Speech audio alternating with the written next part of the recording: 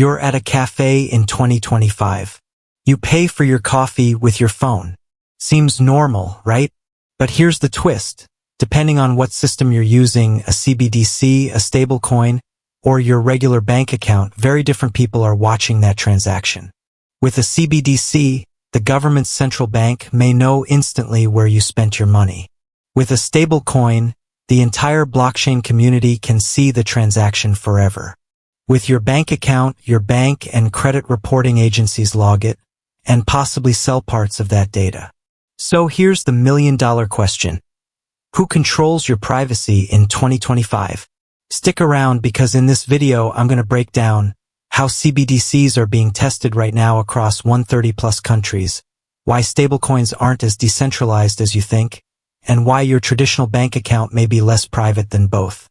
By the end, you'll have a clear picture of what system gives you the most privacy and what system takes the most away. Before we dive into details, let's zoom out. For most of history, money was physical gold, silver, coins, and cash. If I gave you a coin, no one knew except us. Privacy was built into the system.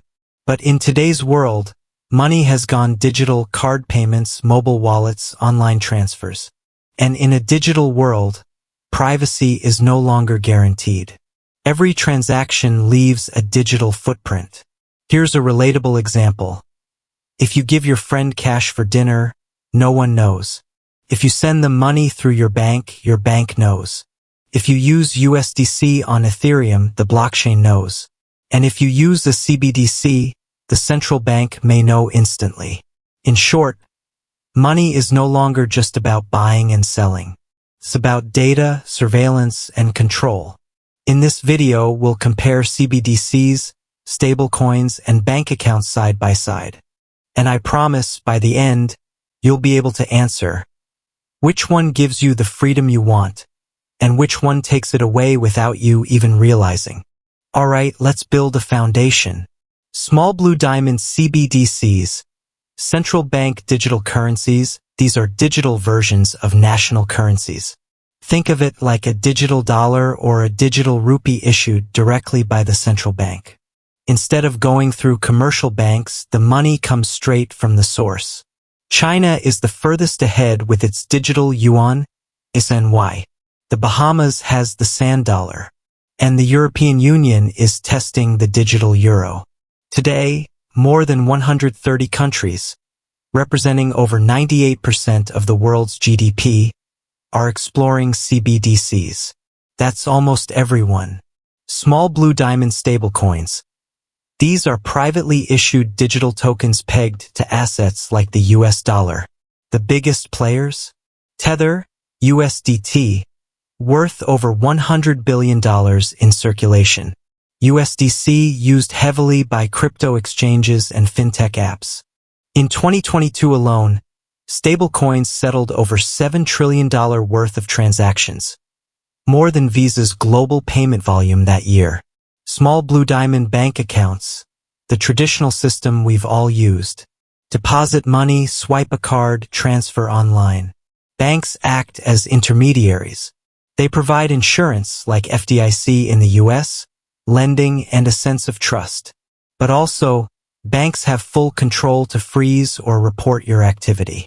So as of 2025, these three systems, CBDCs, stablecoins, and banks, are colliding. And the main battleground is privacy and control. CBDCs and privacy. Let's start with the most hyped and most feared system, CBDCs. On paper, CBDCs look great. Instant transfers, lower transaction costs, easy to distribute government aid, and no need for middlemen like banks or Visa. But peel back the surface and things get concerning. Case study. In China, during the digital yuan pilot, people received government money directly in CBDC wallets. But that money sometimes had expiration dates. Imagine if your $100 expired in 30 days unless you spent it. That's programmable money the government decides how and when you spend. Think about the implications. Governments could block certain purchases. They could track every transaction in real time. They could enforce negative interest rates, basically forcing you to spend. Now, defenders of CBDCs say, oh, but privacy will be built in. In Europe, the ECB has promised limited anonymity for small payments. But the truth? Large transactions will always be monitored, and there's no guarantee even small payments won't eventually be tracked. So here's the trade-off. CBDCs equals ultimate convenience, but ultimate visibility. Question for you. Would you give up privacy if it meant no more bank fees and instant payments worldwide? Stablecoins and privacy. Now let's shift to stablecoins. These are often marketed as the freedom money of the internet. Fast, global, decentralized. But are they really? Let's break it down. White heavy checkmark the pros. They're easy to send globally 24/7. No bank holidays, no waiting days for wire transfers. In countries with inflation, stablecoins are a lifeline. People in Turkey, Argentina, and Nigeria use USDT daily to protect savings. Crossmark the cons. Every transaction is public on the blockchain. If someone knows your wallet address, they know your financial history forever. Issuers like Tether or Circle have blacklist powers. In 2023, Circle froze $75,000 worth of USDC in wallets linked to sanctions. And let's not forget, stablecoins rely on reserves. If those reserves fail, the system collapses. Remember Terra Luna in 2022? It wiped out $40 billion in value almost overnight. So are stablecoins private? Not really. They're pseudonymous, which means your name isn't directly attached. But once you link your wallet to an exchange that requires KYC, your identity is exposed. Here's the irony. Many people use stablecoins to escape banks, but in practice, they still rely on centralized issuers and regulators. It's freedom, but only up to a point. Bank accounts and privacy. Finally, let's talk about the old-school model, bank accounts. Banks feel familiar. They provide services like loans, credit cards, and savings insurance. But in terms of privacy, banks are far from perfect. Every time you swipe your debit or credit card, your bank records it. That data can be shared with credit agencies, sold to marketers, handed over to regulators. Case study. In 2022, during protests in Canada, the government ordered banks to freeze accounts of protesters without a court order. That shows just how much control banks actually have. Another issue is cross-border surveillance. Systems like SWIFT track international transfers. Anti-money laundering, AML, rules mean even small suspicious transactions get flagged. So while banks give us insurance and stability, they also act as gatekeepers of financial privacy. And remember, if your bank decides to freeze your account tomorrow, there's little you can do in the short term. So what does the future look like? Here's what experts predict for 2025 to 2030. By 2030, over 5 billion people could be using CBDCs.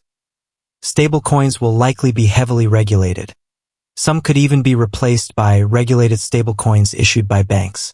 Banks won't disappear, but they'll have to integrate both CBDCs and stablecoins into their platforms.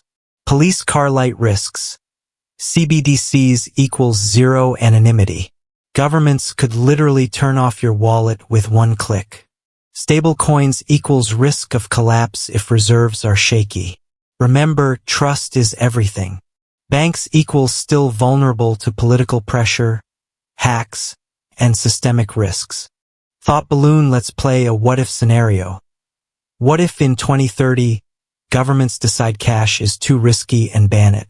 You walk into a store and the cashier says, "We only accept CBDC payments." At that moment, your government has full visibility into your financial life. Would you feel comfortable or trapped? All right, let's bring it home. CBDCs, convenience and speed, but total government control. Stablecoins, global and fast, but not truly private and still centralized. Bank accounts, trusted and insured, but also controlled and monitored. So the big answer, who controls your privacy in 2025? Honestly, none of these systems fully protect it. Each one takes a piece away. Privacy in the future of money is no longer the default. It's a choice you'll have to actively protect. Here's the key takeaway. The future of money isn't just about how we pay, it's about who gets to watch.